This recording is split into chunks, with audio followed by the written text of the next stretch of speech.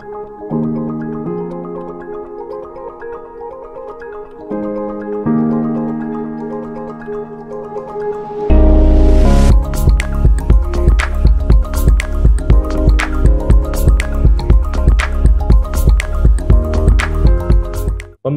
Presiden Joko Widodo ini sama atau serupa dengan model-model klasik pemerintahan lainnya, yaitu membagi-bagikan kursi kekuasaan kepada pendukung politiknya. Kalau kita melihat teman-teman semua, pasti teman-teman familiar beberapa waktu yang lalu, ada Wakil Menteri Kementerian Agraria dan Tata Ruang ditunjuk oleh Presiden, yaitu Raja Juli Antoni, politisi dari Partai Solidaritas Indonesia, yang kita ketahui juga kalau kita melihat daftar susunan tim kampanye nasional, ternyata Raja Juli juga tergabung di sana. Jadi kalau kita melihat secara keseluruhan, ada berapa sebenarnya anggota kabinet Presiden Joko Widodo yang dilantik oleh Presiden dari tahun 2019 sampai tahun 2022 yang berasal dari tim kampanye nasional atau pendukung politiknya. Berdasarkan catatan ICW, setidak-tidaknya sudah ada 21 kursi kekuasaan kabinet yang diberikan.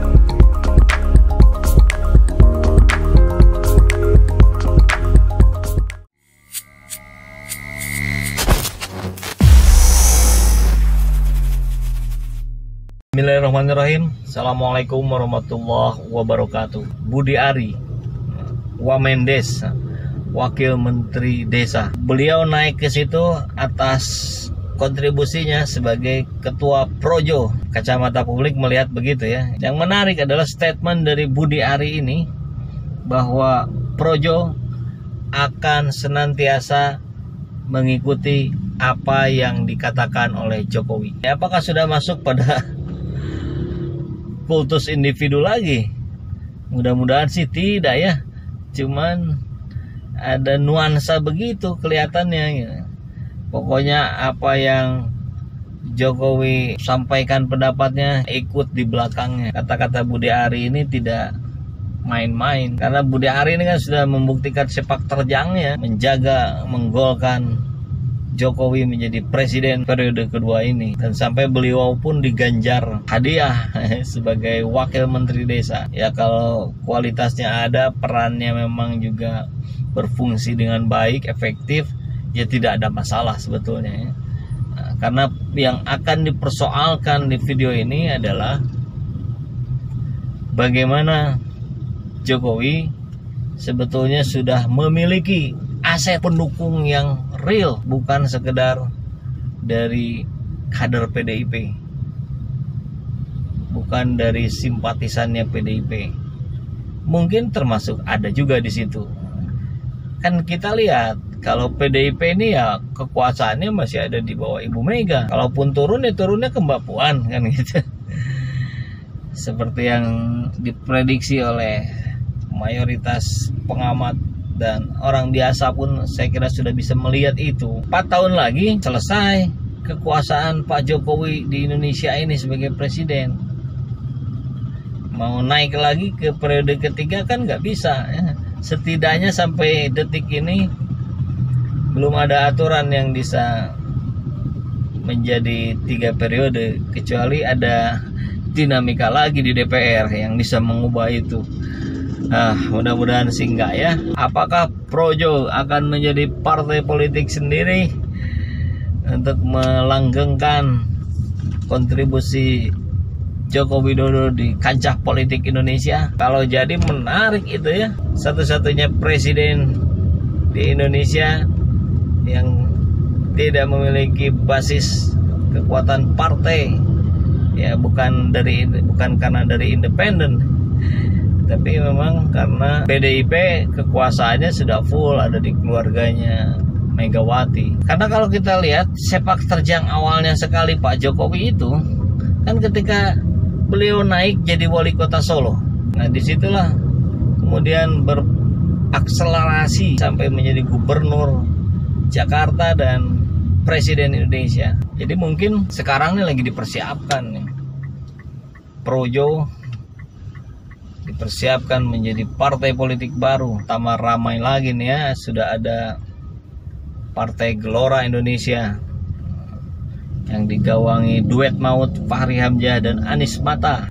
Ini pertaruhan saya kira buat Pak Jokowi ketika sukses mendulang kemenangan di 2 kali kontestasi Pilpres Indonesia. Sekarang tantangan berikutnya adalah bagaimana modal 10 tahun itu kemudian dikembangkan untuk menjadi lebih langgeng lagi dengan membuat partai politik sendiri di luar PDIP. Karena PDIP blunder terus nih di masyarakat. Ya, apapun yang terjadi, yang penting untuk Projo bikin partai kan nggak masalah. Yang penting kontribusinya positif kan untuk kemajuan negeri ini. Jokowi akan mulai berpikir untuk memiliki warisan di wilayah leadership. Tapi soalnya adalah ketika Jokowi selesai 2024, beliau akan kembali kemana? PDIP.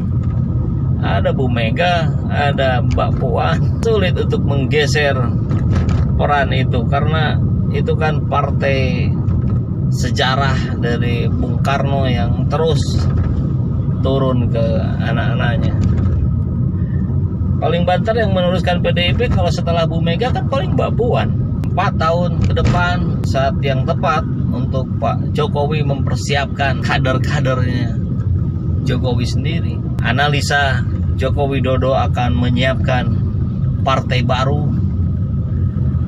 baik secara terang-terangan ataupun berada di belakang layar, saya kira menjadi masuk akal. Apakah Jokowi akan segera memiliki partai politik sendiri? Saya kira mungkin, sangat mungkin itu terjadi. Umat Islam tetap konsisten, istiqomah untuk menjaga lahirnya pemimpin-pemimpin yang Islami. Kita tidak bisa memilih pemimpin dari kalangan malaikat. Kita hanya bisa memilih pemimpin dari manusia yang tidak lepas dari kekurangan, yang tidak lepas dari kekhilafan. Jadi yang kita cari memang bukan kesempurnaan, tapi yang sekiranya secara analisa logika manusia orang itu bisa memberikan manfaat yang jauh lebih besar dibandingkan mudaratnya. Alhamdulillahirrabbilalamin, saat ini banyak sekali sahabat-sahabat dari Saiful Zaman Channel yang menjadi patron dari kegiatan ini, yang mendukung, yang mensupport dengan berbagai cara. Luar biasa, via WhatsApp, via grup, via media sosial lainnya. Bahkan tidak sedikit yang kemudian mendonasikan uangnya untuk perjuangan kami di medan dakwah ini. Ya jelas hal ini sangat membantu keberlangsungan channel ini karena kebutuhan pun kemudian bertambah. Tidak bisa lagi ini dikerjakan oleh 1-2 orang. Kita harus merekrut lebih banyak orang. Dan itu jelas membutuhkan dana yang tidak kecil. Oleh karena itu buat sahabat-sahabat semua yang terus mendukung kami, doakan juga kami untuk mampu istiqomah, untuk mampu terus menyuarakan dan menggemakan suara hati rakyat. Dan seperti biasa, bagi yang ingin membersamai kami dengan membantu operasional channel ini, sahabat bisa mendonasikannya ke nomor rekening yang ada di bawah sini. Dan silakan untuk mengkonfirmasikannya ke nomor yang ada di sini.